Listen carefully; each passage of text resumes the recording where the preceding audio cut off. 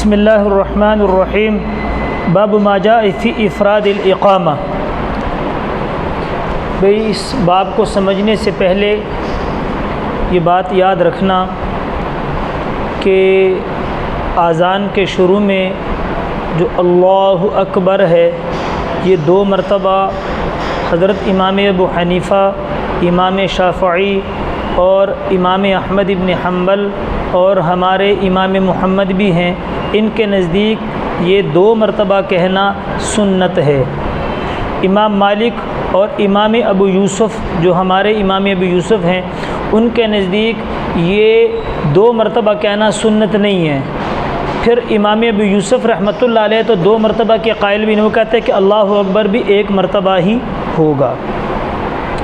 تو اس اعتبار سے اس اختلاف کی بنیاد پہ امام مالک اور امام شافعی رحمۃ اللہ علیہ چونکہ ترجیح کے بھی قائل ہیں، تو امام شافعی رحمۃ اللہ علیہ کے نزدیک اذان کے الفاظ 19 ہوں گے، اذان کے الفاظ 19 ہوں گے، اور امام مالک رحمۃ اللہ علیہ چونکہ اللہ اکبر کے قائل نہیں ہے 2 مرتبہ، تو اذان کے الفاظ ان کے نزدیک 17 ہوں گے، اور امام ابو یوسف رحمۃ اللہ علیہ چونکہ ترجیح کے بھی قائل نہیں ہیں اور اللہ اکبر کے بھی 2 مرتبہ قائل نہیں ہیں، تو ان کے نزدیک اذان کے الفاظ 13 ہوں گے، اور ہمارے نزدیک اذان کے الفاظ 15 ہیں۔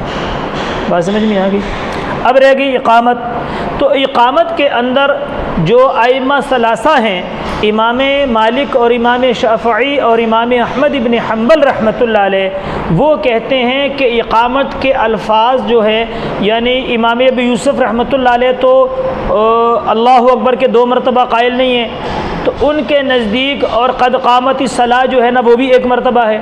تو امام مالک رحمۃ اللہ علیہ کے نزدیک اقامت کے الفاظ 10 ہیں، اور امام شافعی اور امام احمد ابن حنبل رحمۃ اللہ علیہ کے نزدیک اقامت کے الفاظ 11 ہیں۔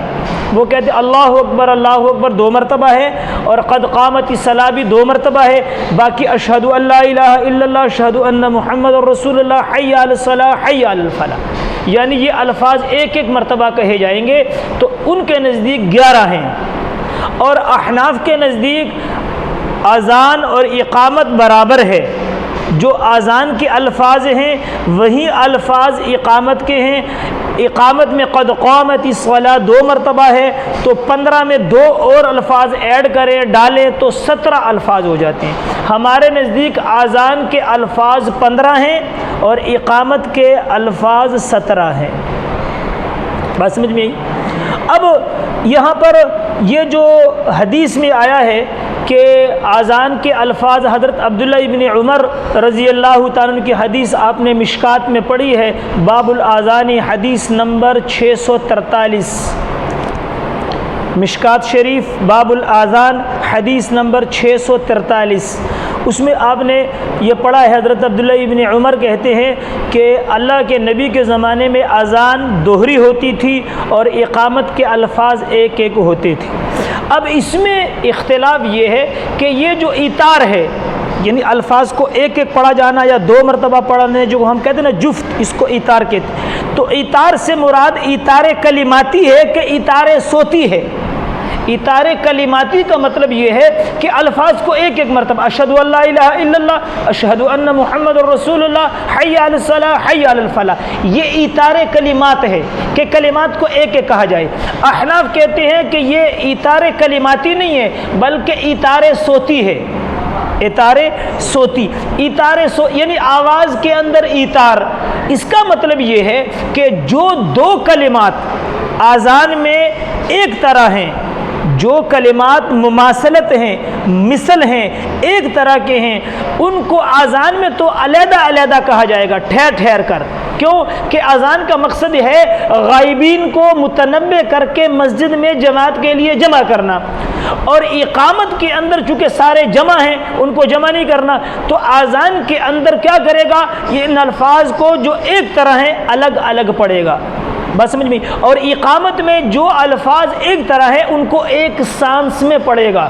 اور آپ کے سامنے میں اکثر اقامت کہا کرتا ہوں اور آپ کو کہتا ہوں کہ میری اقامت پہ غور کیا کرو کہ مسنون طریقہ احناف کے نزدیک اقامت کا یہ ہے کہ دو الفاظ جو ایک طرح ہیں ان کو ایک سانس میں پڑھا جائے. لیکن افسوس کی بات یہ ہے کہ ہمارے احناف اور بلکہ ہمارے علماء دیوبند وہ مولوی صاحب مصلی پہ کھڑے ہیں اور مؤذن اقامت پڑھ رہا ہے اور اس کو بتا نہیں رہے کہ بھئی آپ اقامت غلط پڑھ رہے ہو.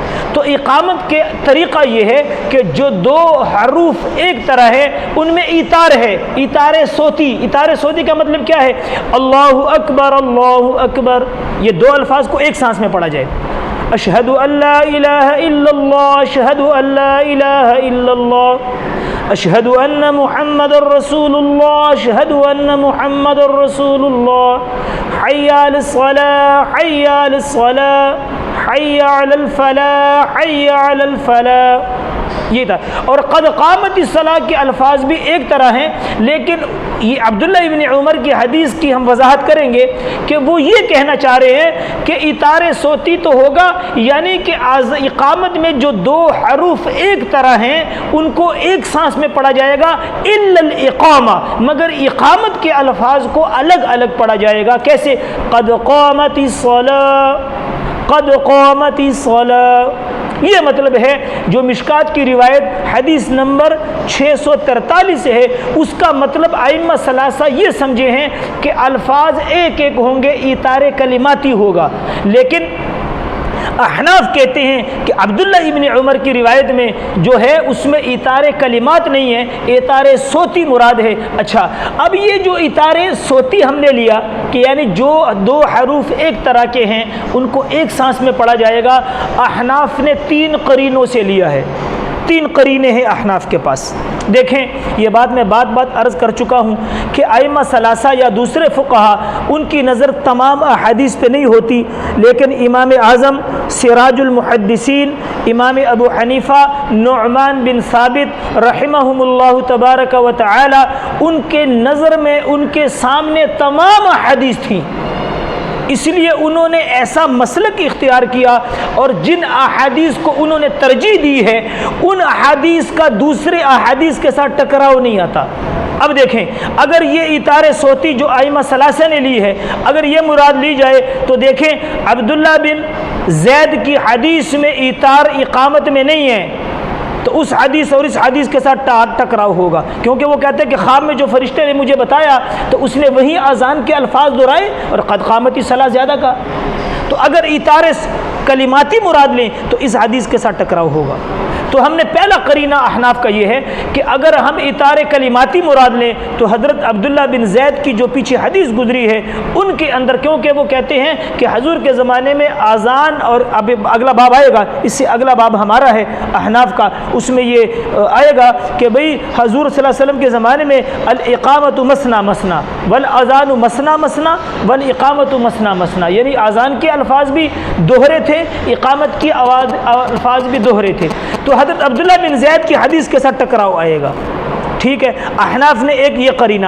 دوسرا قرینہ ابھی گزرا ہے، حضرت ابو محذورہ رضی اللہ تعالیٰ عنہ کہتے ہیں کہ مجھے اقامت کے الفاظ 17 بتلائے گئے. حضور نے مجھے اقامت کے الفاظ کتنے سکھائے؟ ابھی حدیث میں گیا، مجھے کہا کہ 17 کلمہ، کہ مجھے حضور نے اقامت کے الفاظ 17. دوسرا قرینہ یہ ہے کہ ایتار کلماتی مراد لیں تو پھر ابو محذورہ کی حدیث کے ساتھ بھی ٹکراؤ آئے گا.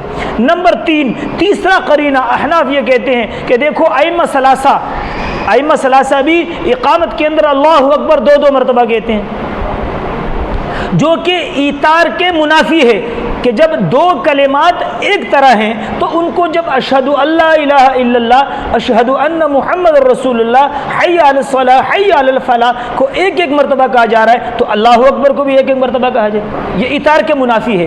اس کا جواب یہ دیا ہے علی حافظ رحمۃ اللہ علیہ نے، اس کا جواب فتح جلد نمبر 2 صفحہ نمبر 83 غالباً، جلد نمبر 2 صفحہ نمبر 83 پر یہ دیا ہے کہ بھئی جو 2 کلمات ایک طرح کے ہوتے ہیں ان کو ایک سانس میں پڑھا جائے تو ایک ہی کلمہ شمار ہوتا ہے. یعنی یہ بھی معلوم ہو گیا کہ یہ جو اطار صوتی احناف لیتے ہیں یہ کوئی اتنی بعید تعویل نہیں ہے، ائمہ ثلاثہ بھی لیتے ہیں۔